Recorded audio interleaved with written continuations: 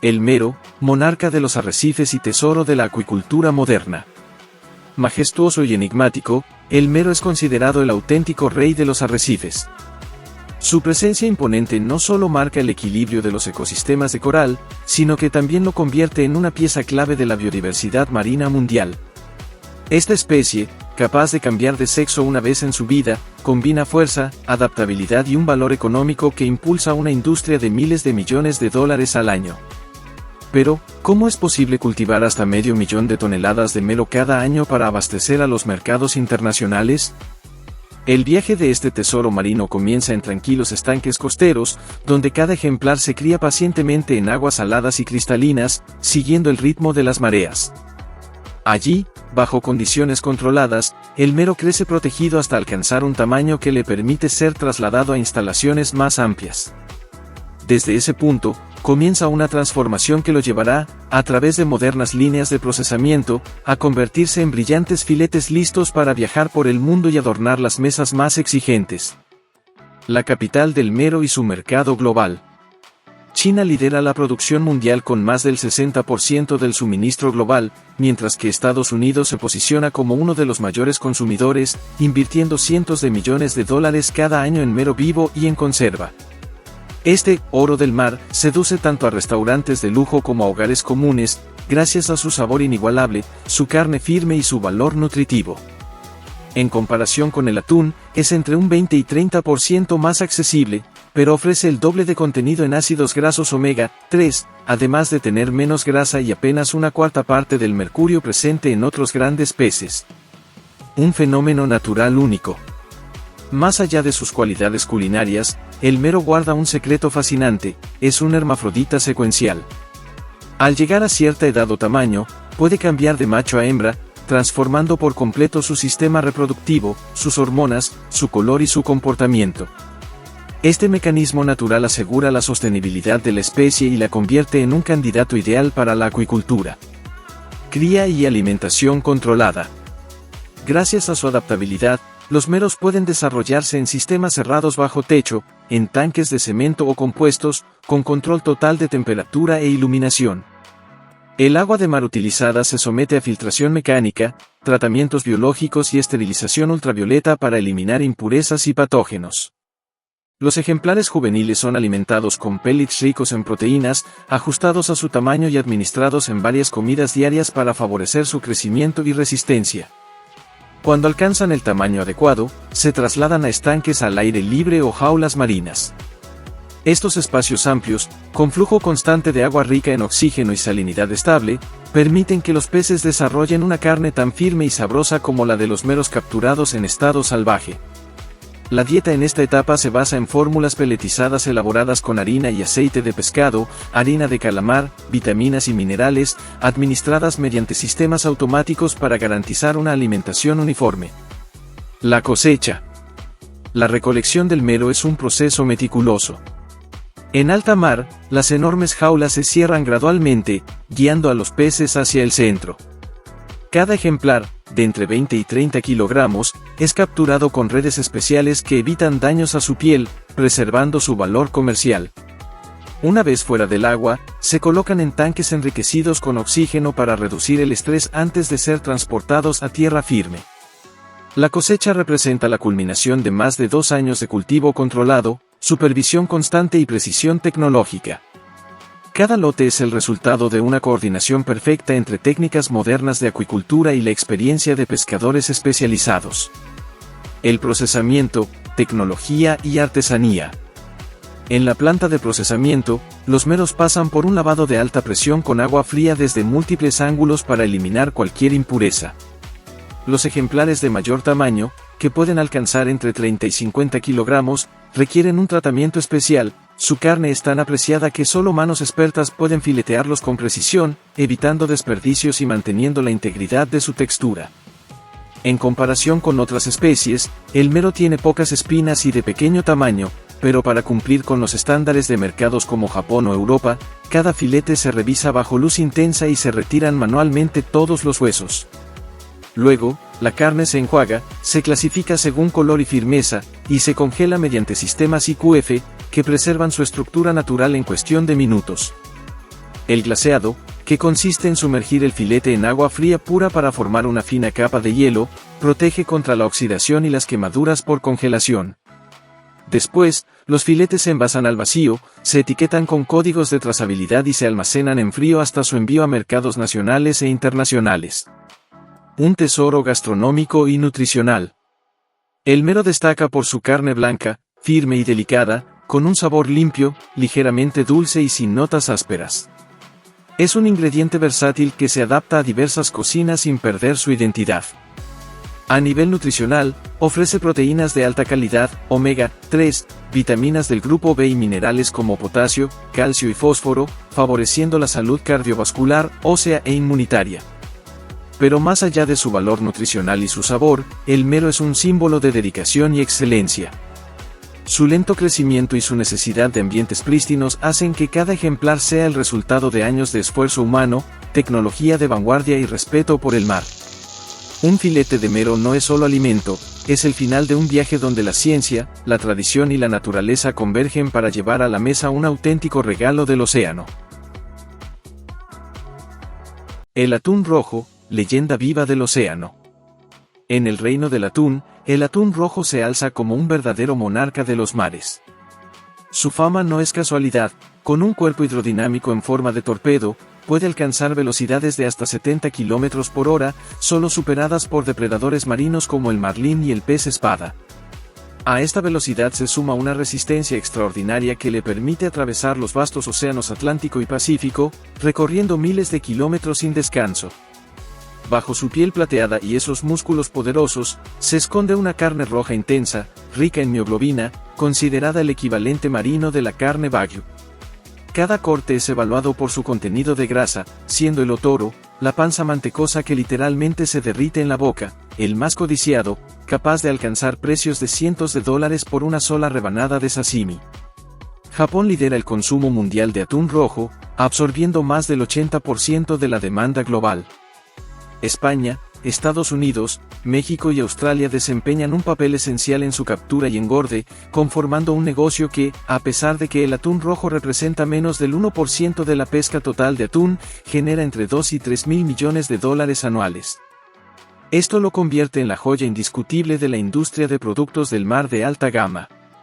La temporada de cosecha.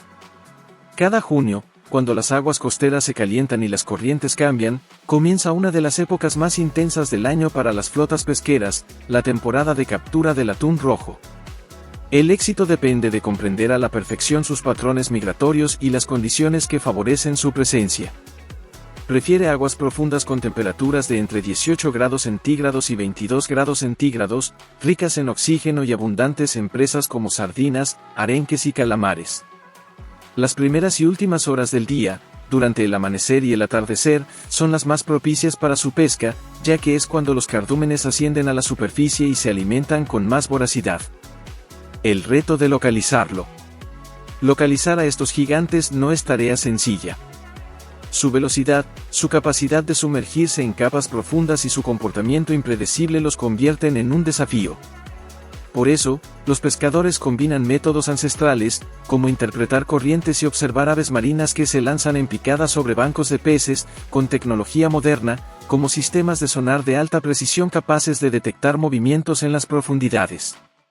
Preparativos y estrategia de captura. Una expedición de pesca con red de cerco requiere una preparación minuciosa. El cebo vivo, generalmente sardinas o arenques, se mantiene en tanques a bordo con control estricto de temperatura y oxigenación para asegurar que los peces carnada estén en perfectas condiciones. Antes de desplegar la red, los marineros liberan pequeños grupos de carnada al mar para atraer al atún y concentrarlo en la zona deseada. Cuando el sonar o la experiencia confirman la presencia de un banco, el barco principal inicia el cerco. Una embarcación auxiliar maniobra la red perseine en un amplio círculo alrededor del cardumen. Estas redes, que pueden superar el kilómetro de longitud y alcanzar profundidades de entre 150 y 200 metros, forman una auténtica muralla en el agua, cerrando cualquier ruta de escape. En la parte superior, boyas flotantes mantienen la red a flote, mientras que en la inferior, plomos pesados la fijan a las profundidades. Una vez completado el cerco, un cordón se ajusta en la base, cerrándola como si fuera una bolsa gigante y atrapando a todo el banco en su interior. El momento de la captura. Tras horas de espera y vigilancia, el agua dentro del cerco se agita repentinamente, el banco ha sido asegurado. La tripulación se activa de inmediato, utilizando anzuelos y herramientas especiales para subir cada pez con seguridad.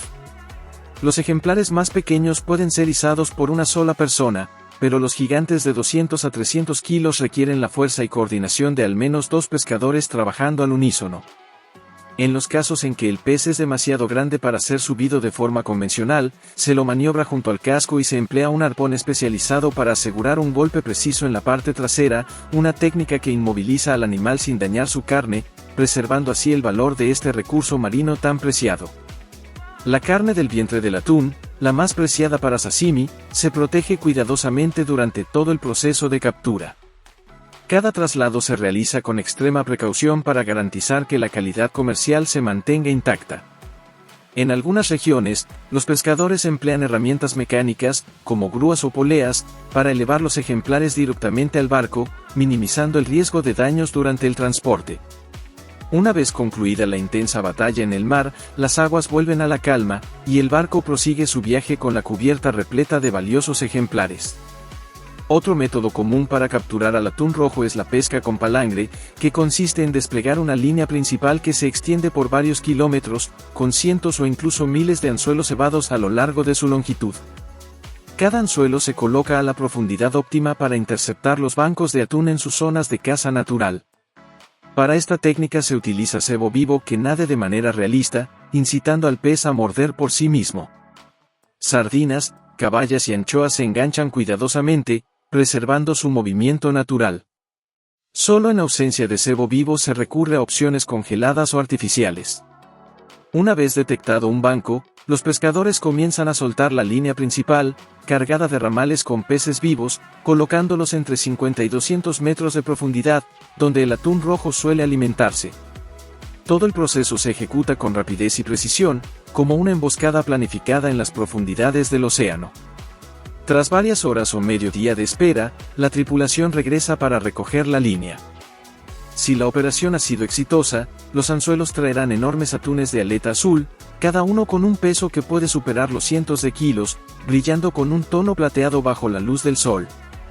Cuando un pez muerde el anzuelo, su recuperación debe hacerse con sumo cuidado.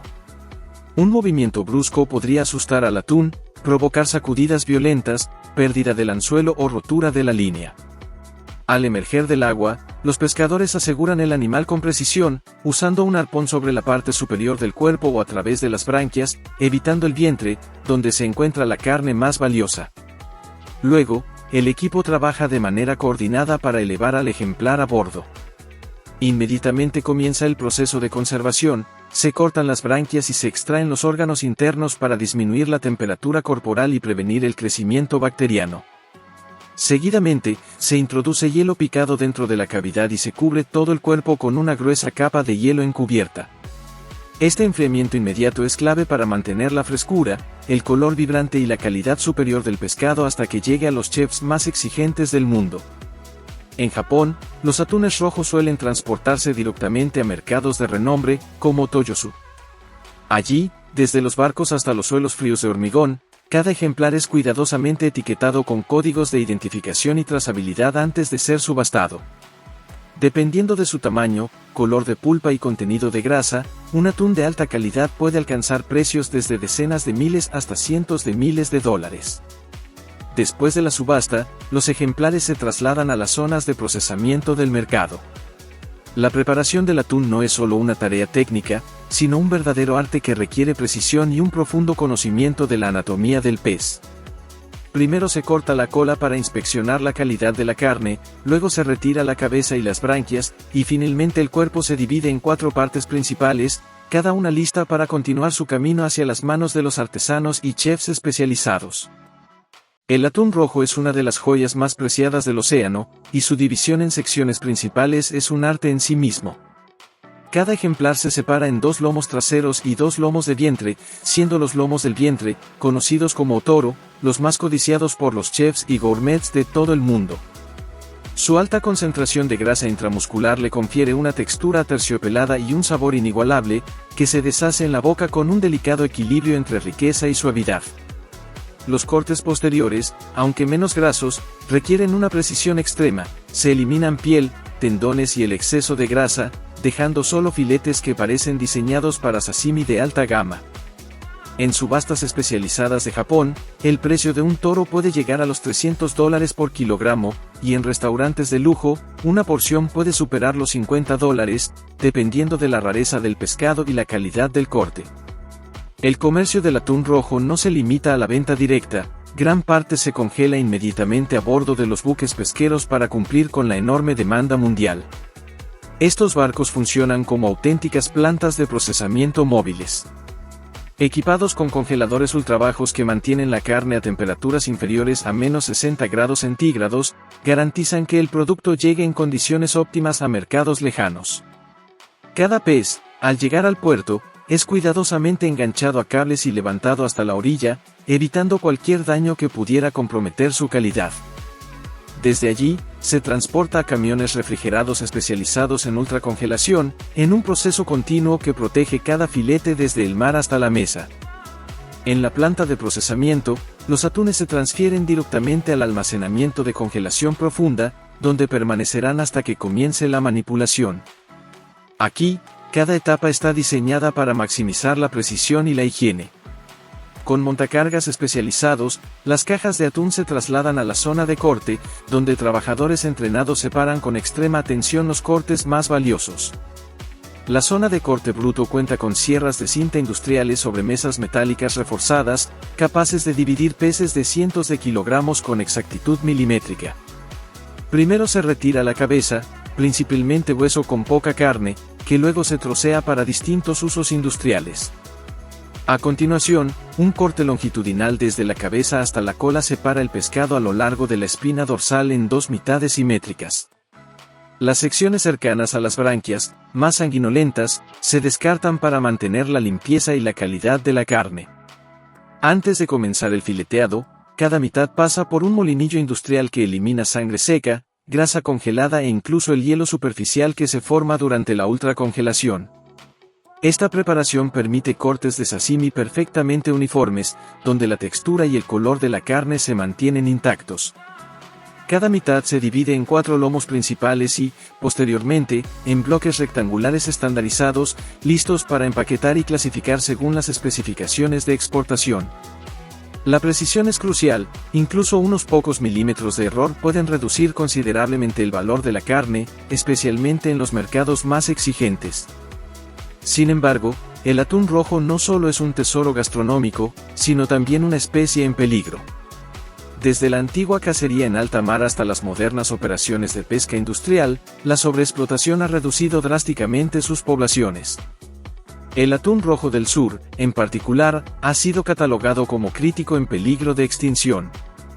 Organizaciones internacionales han impuesto regulaciones estrictas y cuotas de pesca para proteger a la especie, lo que ha llevado al desarrollo de técnicas de acuicultura como alternativa sostenible. La cría de atún rojo es compleja, son peces migratorios de larga distancia, de reproducción lenta y difíciles de criar en cautiverio. Países como Japón, Australia y España han logrado avances significativos en este ámbito. El método consiste en capturar juveniles en libertad y trasladarlos a corrales en alta mar, donde se crían durante 6 a 12 meses antes de la cosecha. Estas jaulas circulares, de decenas de metros de diámetro, están reforzadas con redes de alta resistencia para evitar escapes y proteger a los peces de depredadores. Cada día, barcos de suministro se acercan para proporcionar alimento cuidadosamente controlado, sardinas o caballa congeladas, picadas y bombeadas mediante tubos especializados, asegurando que la nutrición, el crecimiento, el contenido graso y la coloración de la carne cumplan con los estándares de sashimi de alta calidad. Cuando el atún alcanza entre 100 y 200 kilogramos, se inicia la recolección, siempre respetando cuotas estrictas para proteger las poblaciones juveniles. Aunque el atún de piscifactoría tiene un sabor y textura menos complejos que el capturado en libertad, sigue siendo altamente demandado y cumple con estándares internacionales de exportación. El recorrido del atún rojo desde los océanos hasta los platos de sashimi representa una historia de dedicación, precisión y respeto por la naturaleza. Cada filete cuenta la historia de viajes de miles de kilómetros, de corrales en alta mar, de manos expertas que cortan con exactitud milimétrica y de mercados internacionales que buscan la perfección. Más allá de su valor culinario, simboliza la interacción entre humanidad y naturaleza, un equilibrio delicado entre consumo, innovación tecnológica y sostenibilidad. Al llegar finalmente a la mesa, el atún rojo ofrece mucho más que un manjar, es un testimonio de la complejidad del comercio global, del esfuerzo humano y de la responsabilidad que tenemos hacia los ecosistemas marinos. Cada bocado de toro, con su textura cremosa y sabor intenso, es el resultado de un viaje que abarca océanos, barcos, jaulas flotantes, subastas millonarias y la meticulosa labor de artesanos del corte. Y así, mientras se disfruta su exquisitez, también se recuerda la importancia de proteger estas especies y de garantizar que las futuras generaciones puedan experimentar la misma maravilla culinaria y ecológica que representa el atún rojo. En cada plato se refleja un equilibrio frágil entre tradición, innovación, comercio y conservación, un recordatorio constante de que la exquisitez tiene un precio, pero también una responsabilidad compartida. China se ha consolidado como el mayor productor mundial de sal, alcanzando una producción anual que puede superar los 70 millones de toneladas. Sus costas se extienden a lo largo de miles de kilómetros, y sus vastos yacimientos de sal ocupan extensas superficies, creando un paisaje que combina el brillo blanco del mineral con el azul profundo del mar y el cielo. Estados Unidos ocupa el segundo lugar en producción, aunque destaca principalmente por su liderazgo en tecnología avanzada, con sistemas de extracción automatizados, maquinaria de última generación y procesos industrializados que optimizan tanto la eficiencia como la calidad del producto final. A lo largo de la historia, la sal ha tenido un valor que trascendía la simple alimentación. En distintas civilizaciones se utilizó como moneda de cambio, como medio de poder y control, y en ocasiones incluso como un recurso estratégico en conflictos bélicos. En la actualidad, sigue siendo el corazón de una industria multimillonaria que conecta continentes, culturas y economías, demostrando que este mineral sigue siendo indispensable para la vida y la gastronomía a nivel mundial. La sal marina, que representa cerca del 60% de la producción global, se obtiene mediante un proceso que combina la fuerza de la naturaleza con la intervención humana. Este proceso comienza con la evaporación del agua de mar en estanques poco profundos, generalmente ubicados en zonas costeras donde la radiación solar es intensa y los vientos son constantes. A medida que el agua se evapora, la concentración de cloruro de sodio aumenta de manera progresiva hasta alcanzar la saturación, momento en el cual se forman los primeros cristales de sal, creando capas blancas y brillantes que reflejan la luz del sol, asemejándose a cristales puros sobre la superficie terrestre. El consumo de sal es vital para el cuerpo humano, se necesitan entre 4 y 5 gramos diarios para mantener la presión arterial, la función nerviosa y el equilibrio hidroelectrolítico. Sin embargo, el exceso de sal puede generar graves problemas de salud, incluyendo hipertensión, insuficiencia cardíaca y daños renales, lo que la convierte en un asesino silencioso cuando no se consume con moderación. Cada temporada, generalmente durante los meses secos y soleados de diciembre, las salinas costeras comienzan su ciclo anual de producción. Los agricultores restauran y preparan los sistemas de estanques, que incluyen áreas de almacenamiento, estanques de concentración y lechos de cristalización. Estos espacios son dragados, nivelados y reforzados con diques sólidos para retener el agua, mientras que los fondos de los estanques se pavimentan con cemento oscuro o se compactan con arcilla para evitar filtraciones y mejorar la absorción de calor, acelerando el proceso de evaporación natural. Un sistema típico de salinas consta de 3 zonas principales: un estanque de sedimentación que purifica el agua de mar entrante, un estanque de concentración donde la salinidad aumenta de manera controlada, y un lecho de cristalización donde los cristales se forman lentamente bajo la acción del sol y el viento costero. El agua de mar se canaliza hacia el primer estanque mediante canales o tuberías superficiales poco profundas, y cada estanque puede contener hasta 500.000 litros de agua. La extracción debe coincidir con la marea alta para asegurar que la salinidad inicial sea la óptima. Un retraso de unas pocas horas puede alterar todo el proceso posterior de cristalización. Durante 1 a 3 días, el agua permanece en el estanque de sedimentación, tiempo suficiente para que los sedimentos, arena, algas y plancton se depositen, logrando una purificación natural de la salmuera antes de avanzar hacia el estanque de concentración. Para garantizar que el proceso sea uniforme y efectivo, los agricultores utilizan medidores de salinidad, verificando que el nivel de saturación sea el adecuado para que la sal comience a cristalizar correctamente. Esta precisión es crucial para asegurar la calidad de la sal final, tanto en términos de textura como de pureza. En los estanques de concentración, la evaporación continúa bajo la acción combinada del sol y los vientos costeros. La salinidad del agua aumenta progresivamente del 3 a 5% inicial hasta alcanzar entre el 20 y 25%, un proceso que puede durar desde varios días hasta más de una semana, dependiendo de factores como la intensidad de la luz solar, la velocidad del viento y la humedad ambiental. Una vez alcanzada la concentración óptima, la salmuera se traslada a los lechos de cristalización, superficies amplias y planas tratadas con cemento negro o arcilla compactada, diseñadas para evitar filtraciones y maximizar la absorción de calor. En estos lechos, la profundidad del agua se mantiene entre 3 y 5 centímetros, permitiendo que la luz del sol y el viento actúen de manera eficiente. Tras aproximadamente 2 a 5 días, comienzan a formarse los cristales de cloruro de sodio, creciendo desde el fondo hacia arriba y creando una capa uniforme, brillante y fácil de recolectar. A diferencia de lo que podría pensarse, los cristales no se forman inicialmente como granos individuales, sino como láminas finas que pueden desprenderse en escamas grandes. En regiones donde los salares son irregulares o presentan suelos blandos, lo que limita el uso de maquinaria, la cosecha manual sigue siendo la técnica predominante. Herramientas simples como rastrillos de bambú o aluminio, palas y carros tirados a mano se convierten en los instrumentos esenciales de los salineros, quienes recolectan cuidadosamente el oro blanco en pequeños montones. Este proceso requiere paciencia, destreza y resistencia, ya que cada movimiento debe hacerse con precisión para no dañar los cristales que se han formado con tanto cuidado. Además, los salineros deben prestar atención constante a los cambios climáticos. Una ráfaga de viento excesiva puede dispersar la sal, mientras que lluvias inesperadas pueden diluir la concentración de salmuera y retrasar la cristalización. Por ello, el trabajo en las salinas combina la observación constante de la naturaleza con el conocimiento técnico acumulado durante generaciones, convirtiendo a cada salinero en un verdadero artesano de la sal.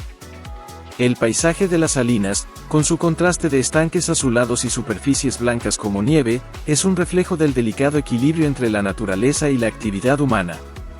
La luz del sol, el viento constante y la intervención meticulosa de los trabajadores crean un ecosistema artificial que permite la obtención de un mineral esencial para la vida y la gastronomía global.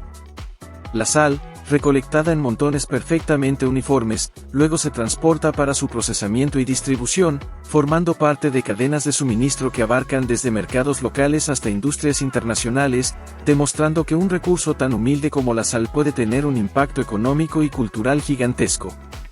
Si quieres, puedo hacer una versión todavía más extensa y narrativa, describiendo con detalle el día a día en las salinas, el amanecer sobre los estanques, los sonidos y olores del trabajo, las técnicas de los salineros y la interacción con la naturaleza, para que el texto se transforme en un recorrido casi documental o literario de la producción de sal. Una vez recolectada, la sal se carga en carros o vehículos de transporte especializados y se traslada a puntos de acopio, donde se prepara para su almacenamiento y posterior distribución. El trabajo en las salinas exige resistencia física y precisión, ya que muchas veces se realiza bajo un sol intenso, mientras la superficie blanca y reflectante de los campos amplifica la sensación de calor, creando un entorno laboral extremadamente exigente. A pesar del esfuerzo que requiere, los ingresos de los trabajadores suelen ser inestables, dependiendo del volumen de la cosecha y de las fluctuaciones del precio de la sal en el mercado global. Sin embargo, para quienes han dedicado su vida a esta labor, la producción de sal no es solo un medio de subsistencia, representa un motivo de orgullo profundamente ligado a la cultura, las tradiciones y la identidad de las comunidades costeras. En los grandes yacimientos, la cosecha mecanizada se ha convertido en la opción más eficiente, incrementando la productividad y reduciendo significativamente la dependencia del trabajo manual. Las modernas cosechadoras de sal autopropulsadas, equipadas con cuchillas frontales y sistemas de transporte inclinados, integran funciones clave, raspado, recolección y almacenamiento en un solo equipo. La cuchilla frontal empuja la sal cristalizada hacia el centro de la máquina, donde un transportador sin fin la eleva hacia un compartimento trasero con capacidad para varias toneladas. Estas máquinas son ampliamente utilizadas en Estados Unidos, Australia y países de Oriente Medio, regiones que demandan alta eficiencia y automatización avanzada en sus procesos. Ya sea recolectada manualmente o mediante maquinaria, la sal finalmente se transporta a áreas de almacenamiento donde se conserva antes de su distribución. Puede venderse como sal gruesa cruda o enviarse a plantas de refinación, donde se procesa en cristales finos purificados, aptos para cocinar, conservar alimentos o emplearse en aplicaciones industriales.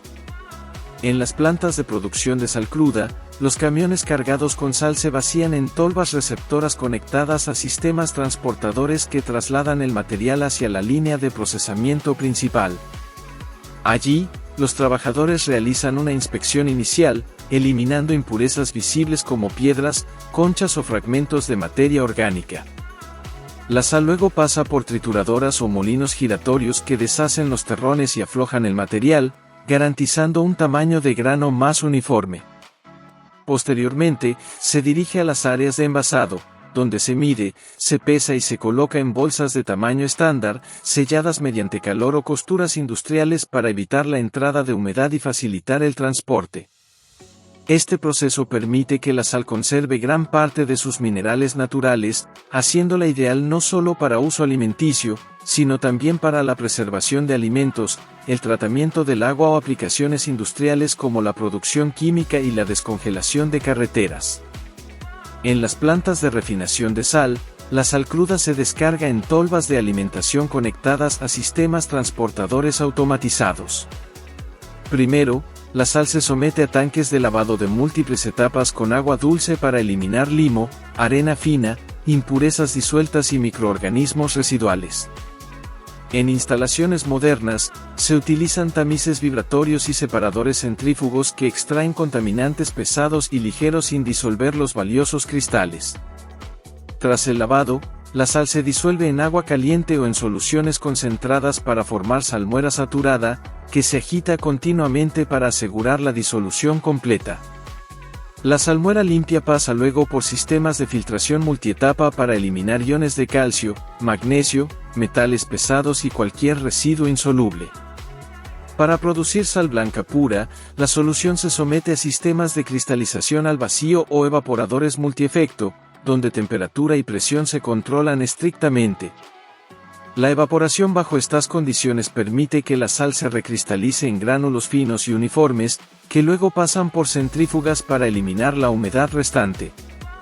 Finalmente, se secan en cámaras con aire caliente, controlando la temperatura para evitar aglomeración y mantener la calidad de los cristales. Dependiendo del uso final, la sal se muele en distintos tamaños, sal fina, en polvo, de mesa o industrial, utilizando máquinas que garantizan uniformidad y calidad constante. Una vez refinada, se envasa en líneas automatizadas en bolsas de consumo de 500 gramos a 1 kilogramo o en sacos industriales de 25 a 50 kilogramos, pasando cada lote por rigurosos controles de calidad, que incluyen humedad, pureza, contenido de yodo y presencia microbiana. Las aguas residuales generadas durante el lavado y filtrado se tratan mediante métodos físicos, químicos o biológicos, asegurando su reutilización en procesos que no afectan alimentos, como limpieza o sistemas de refrigeración, cumpliendo con estándares de producción sostenible. Además de la sal marina común, existen variedades raras y valiosas, como la sal de bambú coreana, apreciada por su alto contenido mineral y su proceso artesanal que puede prolongarse semanas o meses.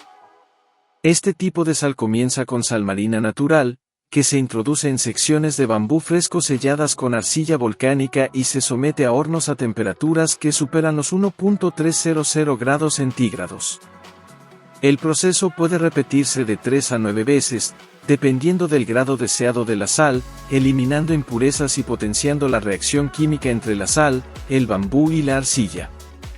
Durante la cocción, la sal cambia de color de blanco a tonos morados, grises o metálicos, y su textura cristalina se transforma, desarrollando un sabor más suave con matices minerales.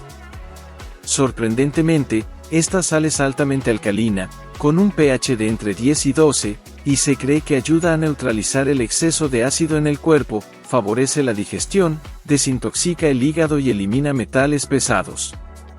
Cada kilo de sal de bambú tostada 9 veces requiere más de 10 kilogramos de sal marina cruda y un trabajo meticuloso que explica su elevado precio, que puede alcanzar hasta $200 o $300 por kilogramo, especialmente en la versión más refinada y repetidamente tostada.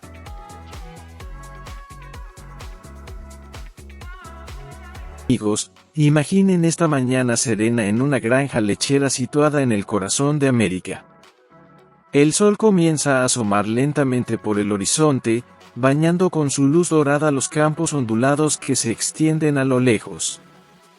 En la distancia se escucha el suave mugido de las vacas, mientras en algún lugar un granjero disfruta de su café, preparándose para enfrentar otro día que, sin duda, está entre los trabajos más exigentes del mundo, la cosecha de leche. Sí, lo han leído bien, cosechar leche. Aunque tomar un cartón de leche en el supermercado puede parecer sencillo, detrás de esa acción hay mucho esfuerzo y ciencia involucrados. La producción lechera es una coreografía precisa que transporta la leche desde la granja hasta el refrigerador de tu casa. En 2023, los agricultores estadounidenses produjeron una impresionante cantidad de 102 millones de toneladas de leche, una cifra asombrosa. Pero, ¿cómo sucede esto realmente? ¿Habrá algún encantador de vaca secreto o un gimnasio para entrenar sus ubres y maximizar la producción? Spoiler, es mucho más técnico y fascinante que eso. Así que, mientras disfrutas un vaso de leche fría, acompáñame a descubrir la maravilla moderna que representa la lechería en Estados Unidos. Las primeras granjas lecheras eran bastante rudimentarias. La leche se obtenía ordeñando a mano y se consumía cruda, pues la pasteurización aún no existía, y las personas simplemente esperaban que todo saliera bien. Fue en el siglo XVII cuando los colonos europeos trajeron vacas lecheras a América del Norte, que comenzaron a proporcionar leche a pequeñas comunidades agrícolas. Ya en el siglo XIX, con el crecimiento de las ciudades y la industrialización, la demanda de leche aumentó considerablemente. Sin embargo, transportar leche fresca desde las granjas rurales a los centros urbanos representaba un gran desafío, ya que el deterioro del producto era frecuente. En este contexto, surge la figura de Louis Pasteur, el científico francés que en la década de 1860 desarrolló el proceso de pasteurización, que consiste en calentar la leche para eliminar bacterias dañinas. Esta innovación revolucionó la industria láctea. Para el siglo XX, la producción de leche en Estados Unidos se había convertido en una gran industria. La introducción de la refrigeración y los avances en el transporte permitieron distribuir leche fresca en todo el país.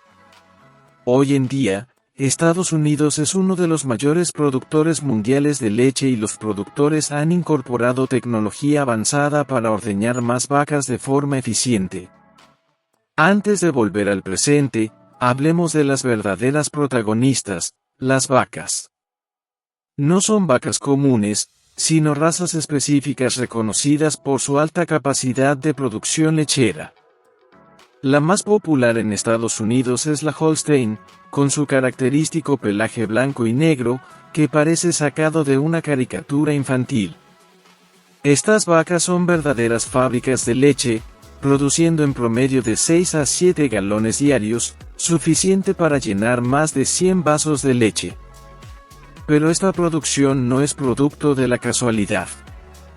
Las vacas requieren cuidados especiales, alimentación adecuada y, sobre todo, ser madres. Como la mayoría de los mamíferos, una vaca solo produce leche después de haber dado a luz a un ternero. Tras el parto, la vaca entra en la rotación de ordeño, y ahí es cuando empieza la magia. Atrás quedaron los días en que el ordeño se hacía a mano, sentados en pequeños taburetes. Aunque esa imagen tenga cierto encanto, hoy el proceso es mucho más ágil y mecanizado. En las granjas lecheras modernas, las vacas son llevadas a la sala de ordeño, que aunque su nombre suene elegante, es una instalación diseñada para la eficiencia y comodidad de los animales. Antes de ordeñar, se limpian y desinfectan cuidadosamente las ubres para asegurar que la leche esté limpia y libre de contaminantes. Además, se les da un suave masaje para estimular el flujo de leche. Sí, las vacas reciben masajes, suena curioso, pero es parte esencial del proceso. Luego, una máquina coloca ventosas en las ubres, que extraen la leche suavemente y la transportan a través de tubos hasta un tanque refrigerado, manteniendo la leche fresca hasta que se transporta a la planta procesadora. Es impresionante que durante todo este proceso la leche no toque las manos humanas, lo que garantiza su higiene y calidad. En algunas granjas, el nivel tecnológico es tan avanzado que utilizan robots de ordeño. Estas máquinas permiten que las vacas decidan cuándo quieren ser ordeñadas. Cada vaca lleva un sensor en un collar que la identifica y activa la máquina cuando el animal se acerca. Después del ordeño, las vacas regresan a pastar o a establos cómodos donde pueden descansar, comer y rumiar, que es el proceso de volver a masticar la comida para una mejor digestión. La dieta de las vacas es cuidadosamente monitoreada, compuesta por una mezcla de ensilaje y heno fermentado, granos y otros nutrientes para mantener su producción óptima. Se aseguran de que las vacas se mantengan sanas y fuertes, ya que su bienestar es fundamental para mantener una producción constante y de calidad. Luego, el ciclo se repite una y otra vez. Generalmente, las vacas son ordeñadas 2 o 3 veces al día, dependiendo de la granja y de sus protocolos específicos. Entre cada sesión de ordeño, estos animales disfrutan de su tiempo libre, pastan tranquilamente en los campos, descansan y duermen siestas reparadoras, y, si pudiéramos imaginarlo, quizás hasta planean alguna pequeña escapada. Bueno, tal vez eso sea un poco de fantasía, aunque las vacas son más inteligentes de lo que comúnmente se piensa y tienen sus propias formas de mostrarlo. Música. Pero el trabajo no termina una vez que la leche es recolectada. Aún queda mucho por hacer antes de que esa leche llegue a los estantes del supermercado local. El siguiente paso crucial es su procesamiento. Primero, la leche fresca se transporta desde la granja hasta una planta procesadora en enormes camiones cisterna especialmente diseñados. Estos camiones funcionan como termos gigantes que mantienen la leche a temperaturas bajas, garantizando que no se deteriore durante el traslado. Una vez en la planta, la leche pasa por el proceso de pasteurización. Este procedimiento consiste en calentar la leche a una temperatura exacta durante un tiempo específico para eliminar cualquier bacteria dañina que pudiera estar presente. Gracias a esta técnica, cuando tomas un vaso de leche no solo disfrutas de su sabor, sino que también estás protegido de ingerir gérmenes nocivos. Luego, la leche es homogeneizada, un término elegante para describir cómo la grasa contenida en la leche se descompone para evitar que se separe y forme esa clásica capa de crema en la superficie. Aunque, seamos sinceros, a más de uno le encanta esa cremita tradicional que recuerda a épocas pasadas. Música. Finalmente, la leche es embotellada, empacada y enviada a las tiendas. Así que ese galón que recogiste del refrigerador en tu supermercado local comenzó su increíble viaje apenas hace unos días, directamente desde la ubre de una vaca. La industria láctea en Estados Unidos es mucho más que un simple negocio, es una poderosa industria multimillonaria que aporta de manera significativa a la economía nacional. Las granjas lecheras generan empleo no solo para los agricultores que cuidan directamente a las vacas, sino también para una gran variedad de trabajadores, desde quienes se encargan de alimentar a los animales, hasta técnicos que mantienen y reparan el equipo especializado, pasando por conductores de camiones cisterna, operarios de plantas procesadoras y empleados en las tiendas de comestibles. Todos ellos desempeñan un papel fundamental para que ese vaso de leche llegue fresco y seguro a tu mesa. Leche en tu mesa, pero el impacto económico y cultural de los productos lácteos va mucho más allá de simplemente servir un vaso. Existe todo un vasto mundo de derivados lácteos que forman parte esencial de la dieta diaria y las tradiciones estadounidenses: queso, mantequilla, yogur, crema y, por supuesto, el helado, ese dulce indulgente que millones disfrutan en cualquier estación del año. Solo el mercado del queso representa una industria valorada en más de $45.000 millones en Estados Unidos, cifra que refleja no solo su importancia económica, sino también la diversidad y calidad que caracteriza a este alimento. Desde los quesos artesanales elaborados en pequeñas granjas familiares hasta las grandes producciones industriales, el queso se ha convertido en un protagonista indiscutible en la mesa estadounidense. Pero el queso no es el único producto estrella. El helado, por ejemplo, es una pasión nacional. Cada año, los estadounidenses consumen miles de millones de litros de este manjar congelado, una tradición que va mucho más allá del simple placer y se convierte en un verdadero ritual social. Desde las clásicas heladerías de los pueblos pequeños hasta los grandes supermercados, el helado, técnicos, operadores de maquinaria, conductores de camiones cisterna, trabajadores de plantas procesadoras y empleados de tiendas y mercados. Cada uno cumple un rol esencial para que la leche y sus derivados lleguen frescos y de calidad a millones de hogares. La leche en Estados Unidos es mucho más que un alimento básico, es un símbolo cultural. Ha sido durante décadas un ícono de salud y bienestar, un elemento presente en la mayoría de los hogares. Está profundamente arraigada en los recuerdos de la infancia.